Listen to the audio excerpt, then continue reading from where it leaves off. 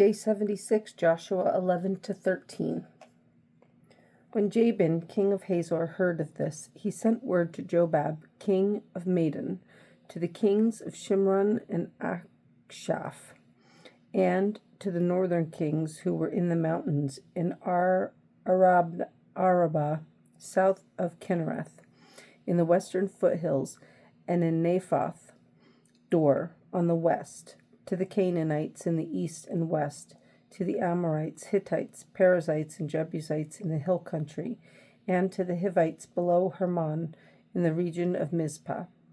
They came out with all their troops and a large number of horses and chariots, a huge army as numerous as the sand on the seashore. All these kings joined forces and made camp together at the waters of Merom to fight against Israel. The Lord said to Joshua, "Do not be afraid of them, because by this time tomorrow I will hand all of them over to Israel slain. You are to hamstring their horses and burn their chariots." So Joshua and his whole army came against them suddenly at the waters of Merom and attacked them, and the Lord gave them into the hand of Israel. They defeated them and pursued them all the way to Greater Sidon, to Misrephoth Maim, and to the valley of Mizpah on the east, until no survivors were left. Joshua did to them as the Lord had directed. He hamstrung their horses and burned their chariots. At that time Joshua turned back and captured Hazor and put its king to the sword. Hazor had been the head of all these kingdoms. Everyone in it they put to the sword. They totally destroyed them, not sparing anything that breathed, and he burned up Hazor itself. Joshua took all these royal cities and their kings and put them to the sword. He totally destroyed them, as Moses, the servant of the Lord, had commanded. Yet Israel did not burn any of the cities built on their mounds, except Hazor, which Joshua burned. The Israelites carried off for themselves all the plunder and livestock of these cities, but all the people they put to the sword until they completely destroyed them, not sparing anyone that breathed. As the Lord commanded his servant Moses, so Moses commanded Joshua, and Joshua did it. He left nothing undone of all that the Lord commanded Moses. So Joshua took this entire land, the hill country, all the Negev, the whole region of Goshen, the western foothills, the Arabah, and the mountains of Israel with their foothills, from Mount Halak, which rises toward Seir, to Baal Gad in the valley of Lebanon. Below Mount Hermon, he captured all their kings and struck them down, putting them to death. Joshua waged war against all these kings for a long time. Except for the Hivites living in Gibeon, not one city made a treaty of peace with the Israelites, who took them all in battle. For it was the Lord himself who hardened their hearts to wage war against Israel, so that he might destroy them totally, exterminating them without mercy, as the Lord had commanded Moses.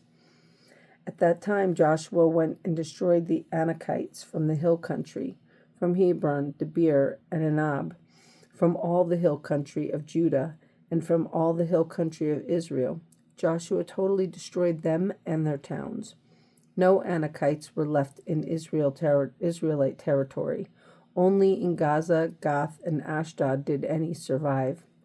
So Joshua took the entire land, just as the Lord had directed Moses, and he gave it as an inheritance to Israel according to their tribal divisions. Then the land had rest from war. Joshua 12. These are the kings of the land whom the Israelites had defeated and whose territory they took over east of the Jordan, from the Arnon Gorge to Mount Hermon, which including all the eastern side of the Arabah. Sihon, king of the Amorites, who reigned in Heshbon. He ruled from Aroer on the rim of the Arnon Gorge, from the middle of the gorge, to the Jabbok River, which is the border of the Ammonites. This included half of Gilead. He also ruled over the eastern Arabah, from the Sea of Kinnereth to the Sea of the Arabah, the Salt Sea, to Beth Jeshimoth, and then southward below the slopes of Pisgah. And the territory of Og, king of Bashan, one of the last of the Rephites, who reigned in Ashtaroth and Edrei. He ruled over Mount Hermon, Salakah, all of Bashan to the border of the people of Geshur and Makkah, and half of Gilead to the border of Sihon, king of Heshbon. Moses, the servant of the Lord, and the Israelites conquered them. And Moses, the servant of the Lord, gave their land to the Reubenites, the Gadites, and the half-tribe of Manasseh to be their possession. These are the kings of the land that Joshua and the Israelites conquered on that west side of the Jordan, from Baal-gad in the valley of Lebanon to Mount Halak, which rises toward Seir. Their lands Joshua gave as an inheritance to the tribes of Israel according to their tribal divisions: the hill country, the western foothills, the Arabah, the mountain slopes, the desert, and the Negev, the lands of the Hittites, Amorites, Canaanites, Perizzites, Hivites, and Jebusites. The king of Jericho won. The king of Ai near Bethel won. The king of Jerusalem won. The king of Hebron won. The king of Jarmuth won. The king of Lachish won. The king of Eglon won. The king of Gezer won. The king of Debir won. The king of Geder won. The king of Hormah won. The king of Arad won. The king of Libnah won. The king of Adullam won. The king of Makkedah won. The king of Bethel won. The king of Tappuah won. The king of Hepher won. The king of Aphek won. The king of Lasharon won. The king of Madon won. The king of Hazor won. The king of Shimron Meron won. The king of Akshaph won. The king of Tanakh won. The king of Megiddo won. The king of Kadesh won. The king of Jokneam in Carmel won. The king of Dor in Naphoth Dor won. The king of Goyim in Gilgal won. The king of Tirzah won. 31 kings in all. Joshua 13.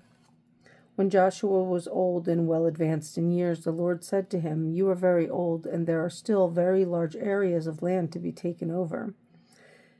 This is the land that remains, all the regions of the Philistines and Geshurites from Shihor River on the east of Egypt to the territory of Ekron on the north, all of it counted as Canaanite, the territory of the 5 Philistine rulers in Gaza, Ashdod, Ashkelon, Gath, and Ekron, that of the Avites.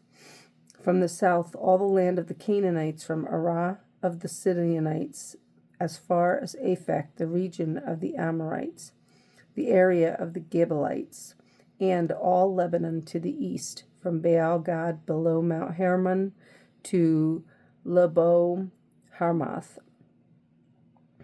As for all the inhabitants of the mountain regions, from Lebanon to Misrephoth Maim, that is, all the Sidonites, I myself will drive them out before the Israelites. Be sure to allocate this land to Israel for an inheritance, as I have instructed you, and divide it as an inheritance among the 9 tribes and the half-tribes of Manasseh." The other half of Manasseh, the Reubenites and the Gadites, had received the inheritance that Moses had given them east of the Jordan, as he, the servants of the Lord, had assigned it to them. It extended from Aror on the rim of the Arnon Gorge and from the town in the middle of the gorge, and included the whole plateau of Medeba as far as Dibon, and all the towns of Sihon, king of the Amorites, who ruled in Heshbon, out to the border of the Ammonites. It also included Gilead, the territory of the people of Geshur and Makkah, all the mountain of Hermon, and all Bashan as far as Selakah, that is, the whole kingdom of Og in Bashan, who had reigned in Ashtaroth and Edrei, and had survived as one of the last of the Rephites. Moses had defeated them and taken over their land, but the Israelites did not drive out the people of Geshur and Makkah, so they continued to live among the Israelites to this day. But to the tribe of Levi he gave no inheritance, since the offerings made by fire to the Lord, the God of Israel, are their inheritance as he promised them. This is what Moses had given the tribe of Reuben, clan by clan. The territory from Aroer on the rim of the Arnon Gorge, and from the town in the middle of the gorge, and the whole plateau past Midaba to Heshbon, and all its towns on the plateau, including Dibon, Bamoth, Baal, Beth Baal, Meon, Jahaz, Kedemoth, Mephath, Kiriathim, Sibmah, Zereth Shahar on the hill in the valley, Beth Peor, the slopes of Pisgah, and Beth Jeshemoth, all the towns on the plateau in the entire realm of Sihon, king of the Amorites, who ruled at Heshbon. Moses had defeated him and the Midianite chiefs, Evi, Rechem, Zur, Hur, and Reba, princes allied with Sihon who lived in that country. In addition to those slain in battle, the Israelites had put to sword Balaam, son of Beor, who practiced divination. The boundary of the Reubenites was the bank of the Jordan. These towns and their villages were the inheritance of the Reubenites clan by clan. This is what Moses had given to the tribe of Gad clan by clan.